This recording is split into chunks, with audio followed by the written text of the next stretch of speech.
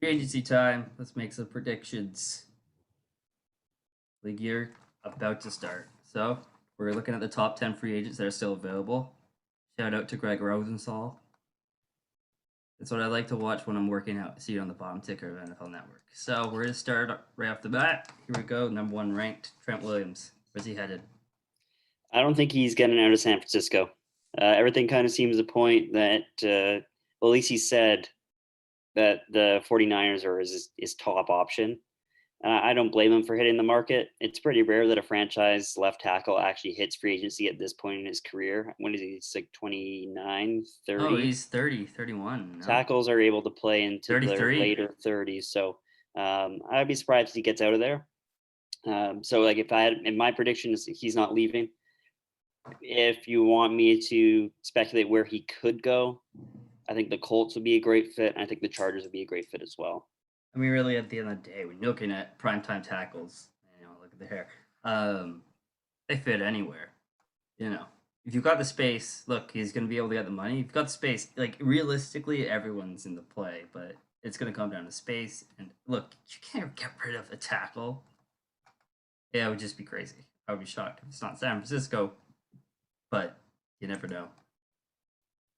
Yeah, I mean, if anyone wants to know my, I will always say this. I'll say it a million times. If you're going to invest in any position or any positions, it's going to be your tackles, your defensive line, and your quarterback, and that's about it. If you had to make me choose, and I will always say that's most important. How to form your team should go by what you see on television, which is the quarterback, the two lines. Yeah, I agree. It's the most important. See it on TV. Yep. All right, number two. Shaq Barrett. I don't think Shaq Barrett's going anywhere. I'd be shocked, actually. That would be the one out of the entire list of any sort of predictions. This was the one where I'd be like, wow, that's a shocker they didn't get a deal done there. I think he fits their scheme really well. I think he wants to be back there. I wouldn't blame him. It's a great situation. And I think the team really wants him back. So I think when you have both of those, when both sides are aligned in their goals, I think it's pretty hard on the negotiation front not to get a deal done. I could see him. Look, they're likely going to get a deal done, but he's right around. You're going to see a theme throughout this list. Of course, is an age 28 player, which is that like second type contract, and you've kind of gotten to the edge of extending these guys, and you just kind of hang them out to dry. Yeah, I don't think you probably go past this one if you're looking at like maximum. No, maybe you're looking for a 32, a 33. Well, it might get interesting because he might be looking for another short-term deal. He might be looking for a 3-year deal so he can hit the market again in a couple of years. A 31 and 32. And Tampa Bay probably wants more of a 4 or 5 year deal with some sort of clause where they can cut him, a team-friendly thing near the end on the years 4 through 5. I basically would like to structure my contract if I stay in Tampa Bay, because here's also you got to think about other things when it comes to living, but I would tie myself to Tom Brady's contract, That's true. I feel like when that's over, like not only will Tom leave, but let's be real, Arians will probably retire. He probably won't have the same structure left, so I would do this similar thing, and they're probably looking at like a 2 to 3 at that point. Until last year, Tampa Bay was historically one of the worst franchises in the NFL. If you look at their win-loss record, it's one of the worst. So I agree. I think when Brady's gone and Arians is gone, eventually, I don't see why they would suddenly continue to be this juggernaut. I wouldn't be surprised if I agree with you on that. If you could if you could tie yourself to anyone in the world and want to be successful, you pick the most successful person you know, and Tom Brady's the most successful NFL player. So I don't blame him there. Yeah, I'll go with it. Give you that. All right, moving on. Man close to my heart, Aaron Jones. I don't know if he's the third best. Number 3 is high. It's interesting. For a running back, he's all right. It's nice. I mean, he's not going back to Green Bay. But I think at that point, you just look at running back need teams. You got Seattle, Miami, but like Seattle's already got their own problem with Chris Carson. It's like, do you upgrade? Do you downgrade? And of course, if someone's gonna mock Najee Harris to the Falcons. I think the Falcons would be considered a needy team, although I couldn't really see them really investing too much in their offensive skill positions. Those are already still pretty tense. And even, yeah, I mean, I guess Miami. It's a nice place to live. Yeah, that's the lead. I mean, that's the leader when it comes to predictions. Miami seems to be that one that everyone's leaning to. I don't. The reason why I kind of disagree with Miami is Flores comes from the Belichick tree, and what do they what do they do in New England? Well, they don't really value the running back position. They often have 3 or 4 or 5. Typically, don't pay the guy. The reason why I could see Seattle doing it. To find someone with an extra gear there. I think he does provide that explosiveness.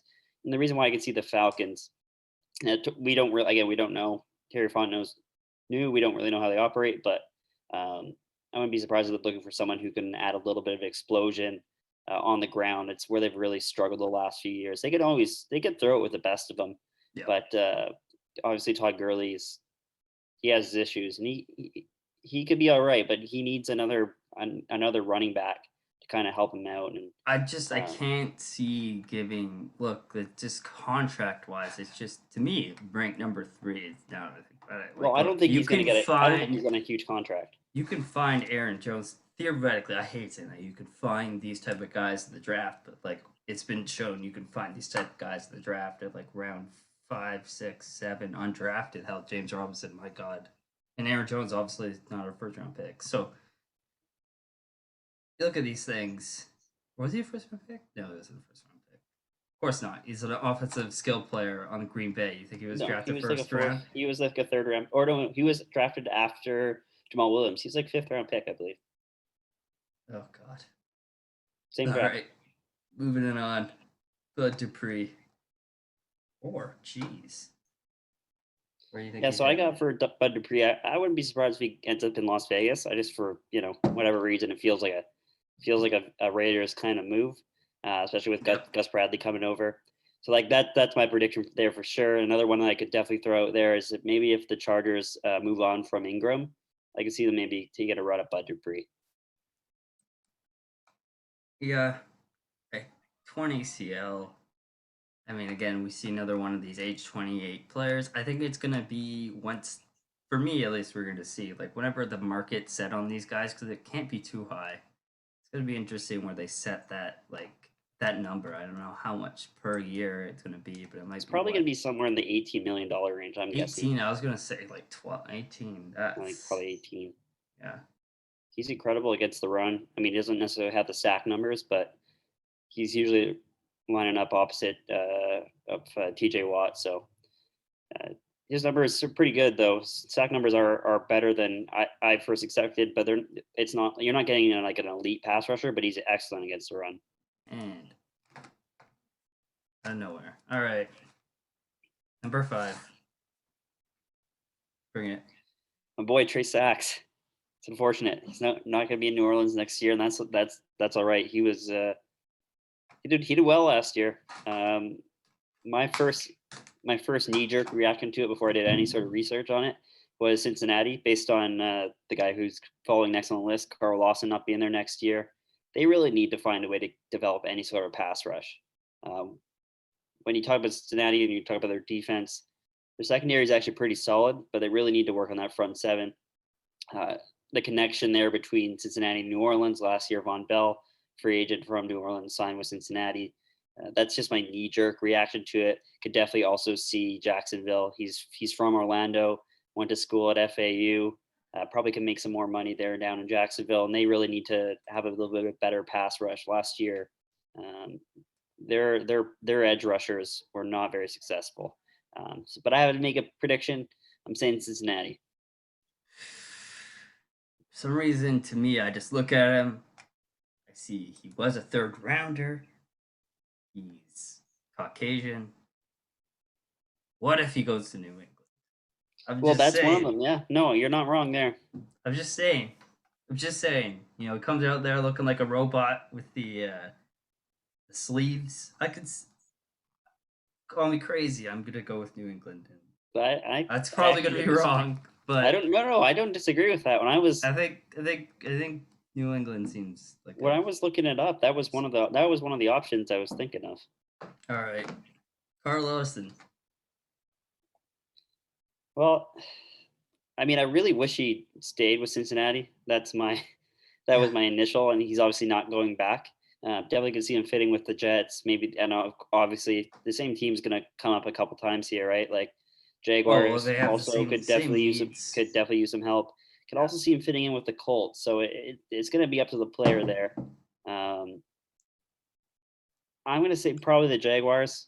I'm going to keep saying it, but they really struggled developing a pass rush last year. Feels like a Jag type player for some reason. Just off the top of my head, Carl Lawson, Jacksonville Jaguars feels right. I think Colts are potentially in play here as well. But everyone can use a pass rusher. It's going to come down to who's willing to spend the money in free agency, and especially with the cap now out at 182 points on meaningless. It's just hard to gauge without knowing the team's draft strategy, of course, right? Like a bunch of these teams could definitely have. Like you could totally see, like for some reason, the Jets just being like, "Let's go get guys," and just a Jets move for no reason. Yeah, I don't think the Jets are hurting as much. I think the Jets project is just much larger. Getting one, but then paying a decent amount of money for a player. I think the Jets should leverage a lot of low contracts. This kind of feels like a Seattle type of player. Yeah, I can see that. Well, you're probably correlating that between Carlos Dunlap. Yeah. And Seattle. Yeah, because they're both wearing the same Bengals jersey beforehand. All right, KG. Yeah, I mean, he's what is he? He's 6'4", 225, and he's an awesome receiver. Yeah. There's not many teams that don't want him. So you can make a case for almost every single team. It all just basically comes down to, you think anyone can afford him? Are there some places that just suit him a little bit better than others? You gotta be willing to take a bit of a. It's what are you trying to give up, and in order to make a future gain? So really, this year is not. I guess wouldn't have been the worst year to ever get franchise tagged. Because in theory, your market value will go up, but that being said, nothing's a guarantee. But I would always rather take the long-term deal. Yeah, but I would just be shocked if they don't get a deal done. It did feel all year like they're interrogating, not interrogating. Oh my god, they were negotiating in good faith, is what it felt like. For sure. But that doesn't. What the hell does that mean, right? So I would be shocked if it wasn't Detroit. But no, I think my prediction here. It depends on what happens with T.Y. Hilton, but I wouldn't be surprised if the Colts make a strong play there. You can't be right on the Colts every single time. I keep bringing them up, but they have the cap room and they seem to try to make it work. The guy who can pull it off. And then my dark horse here, I'd love to see Baltimore make a play. Now that comes down to the player, because that conversation can be had where it's. I don't want to necessarily. This correlation is not 100%, but kind of reminds me of going to Baltimore as like being a top-tiered receiver in high school and then going to Georgia Tech. You know? Yeah. Like, oh, why, but like, oh yeah, like that makes sense, but you're going to a system where who knows how many balls you're going to get, and that may be fine and dandy, but your next contract to an Allen Robinson. Exactly. Yeah. But my prediction, I think the Colts are gonna make a play. It does feel, even like even the Titans maybe. Yep, the Titans with Corey Davis. No, it's too expensive. Yeah, who knows? They gotta diversify a bit. But that's my thing with the Colts is they're gonna make a play for a receiver, I believe. I think it could be Corey Davis, like it can be Galloday. There's plenty available, but I would just draft one. Well, they did last year, so I just don't know where they're at, and they do. I trust whatever they do. It doesn't really matter.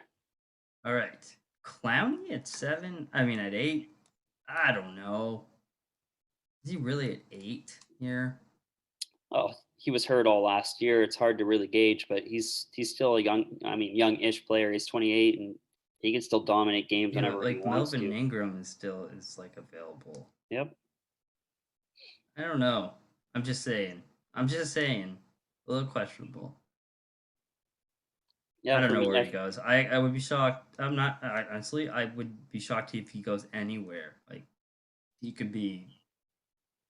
He could even be back in Houston. Like I have no idea. I think he really needs to. Obviously, I think he learned from last year. I'm not sure exactly the situation, but he needs to be in an off-season program with a team. Last year, he signed really late, right? He drew it out, and I think that definitely hurt him in the season. And he definitely wasn't the Jadevon Clowney we became, Well, we're used to seeing. I would like to see Baltimore make a play here. It feels like something that they could do. They might not re-sign Judon or Ngakwe.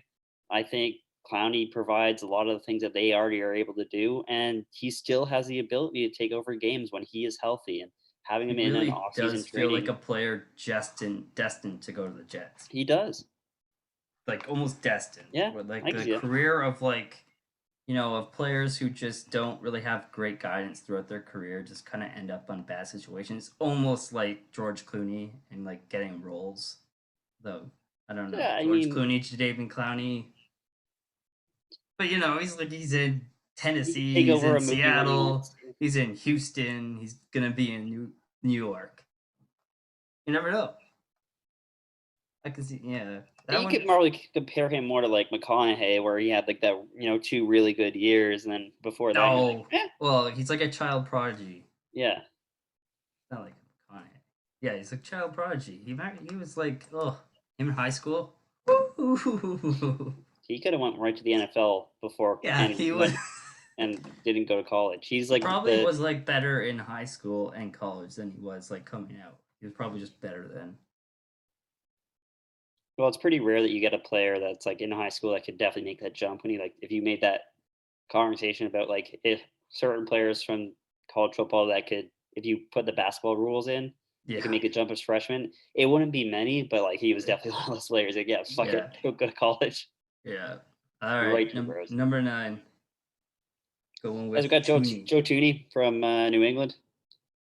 Guard has been played very solid. I'm surprised they're not making a play there. That makes me kind of suspicious. Bill always is pretty good at getting rid of players just before they drop, but who knows here?